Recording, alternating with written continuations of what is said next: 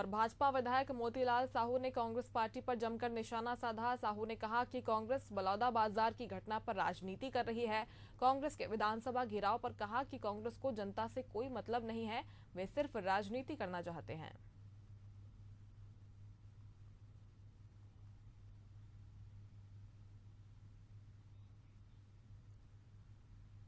तो मोतीलाल साहू जो कि विधायक है भारतीय जनता पार्टी के, कांग्रेस पर जमकर निशाना साधते हुए नजर आए। बलौदाबाजार में जो घटना हुई थी उस पर छत्तीसगढ़ में अभी भी सियासत जारी है।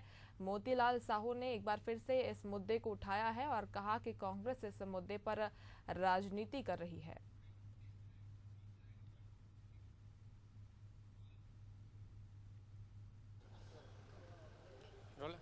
बीजेपी जिला कार्य समिति की बैठक सभी जिलों में हो रही है। इसी कड़ी में राजधानी रायपुर जिले की कार्य समिति की बैठक हो रही है। तमाम जो नेता है वो शामिल हुए। हमारे साथ ग्रामीण विधायक मोतीलाल साहू है। सर, आज जिला कार्य समिति की बैठक हो रही है, इससे पहले प्रदेश कार्य समिति की बैठक हुई थी, तमाम जो नेता शामिल हुए थे। आज की बैठक में क्या विशेष चर्चा?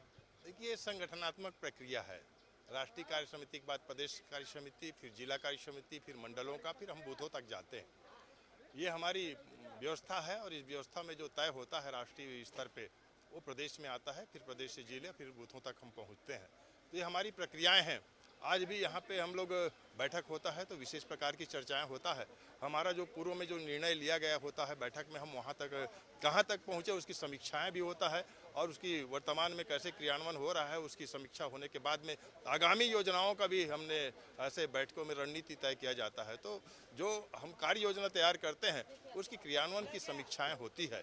तो आज यहाँ पे हमारा बैठक है और इसमें विधानसभा लोकसभा की सफलता की विषय में भी चर्चाएं हो रही है और साथ ही साथ आने वाला हमारा जो नगरीय निकाय चुनाव है उस विषय की तैयारियों की भी चर्चाएं हो रही है। तो चुनाव को लेकर भी नेताओं को जिम्मेदारी दी गई है क्या?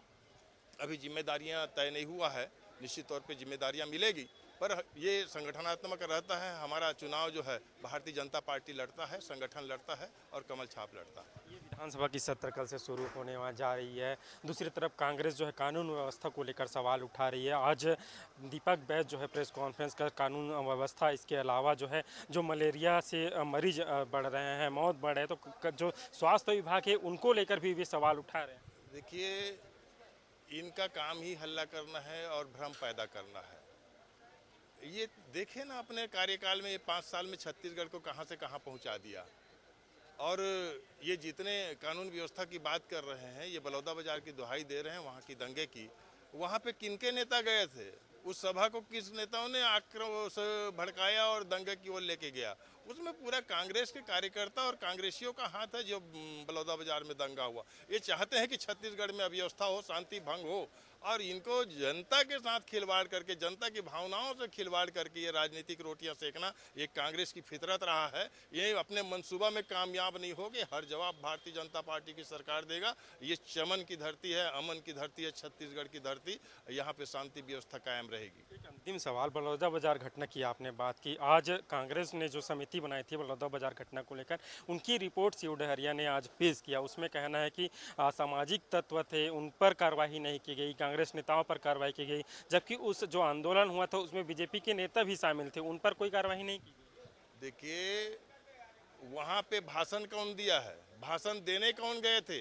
इनको जो आपराधिक प्रवृत्ति के लोग हैं उनको बटोर करके कौन लेके गया था?